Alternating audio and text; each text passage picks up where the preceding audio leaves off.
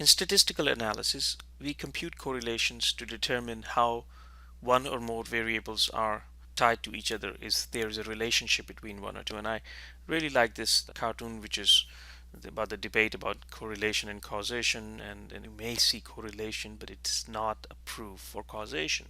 There's a correlation between drownings and ice cream sales, but ice cream sales don't cause drownings. It's just that ice cream sales and drownings increase during summertime. So correlation, even with this caveat, is an important statistical tool for us to analyze how variables behave in each other's presence. For categorical variables, we can use cross tabulations, and the test associated with it is chi-square test.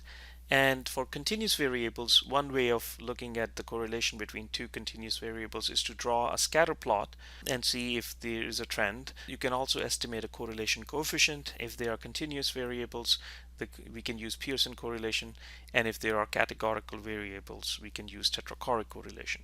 Here's the mathematical notation on how to compute correlations. My advice would be to consult your stats book on these details. When you're using statistical software, they can readily compute these numbers, but essentially you're looking at the deviations from mean for both variables and a multiplication both, and then you take the sum of it and divide it by the number of observations, and that's your covariance. And then when you take the covariance and divide it by standard deviation for each variable, that is the correlation. More important than the mathematical notation is to understand what correlation means. Let's say you have two variables, x and y, and they are positively correlated, and we computed the correlation coefficient. It's 0.74. To visualize that, if two variables have a positive correlation of 0.74, this is the trend you would see. That is, when one increases, so does the other. If they have a negative correlation, see this small negative sign here, you would see a downward sloping curve that as one increases, the other one declines. And when there is no correlation between the two variables, you see this sort of a random pattern. So in our data set of beauty and evaluation, we plotted these results, and I fit this regression line, and it's very weak correlation. This is the R square value, which we will discuss later, but you could see that there is a positive trend that as beauty increases, so does the teaching evaluation, but it's not that clear-cut proof there. So if you were to compute the bivariate correlation, the correlation coefficient, which is called the Pearson correlation coefficient, it's 0.189, and that's the correlation between beauty and evaluation, or beauty score and the teaching evaluation. It's the same here. It's sort of a matrix. So is it statistically significant? Yes. Again, we will not discuss the statistics behind it or the math behind it. This is for hypothesis testing later.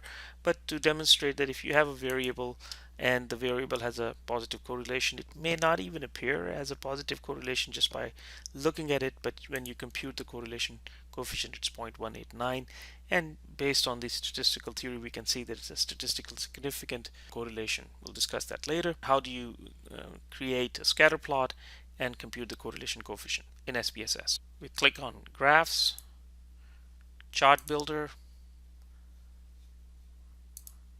select the scatter plot, drag this here, and click on Normalized Beauty Score, bring it on x-axis.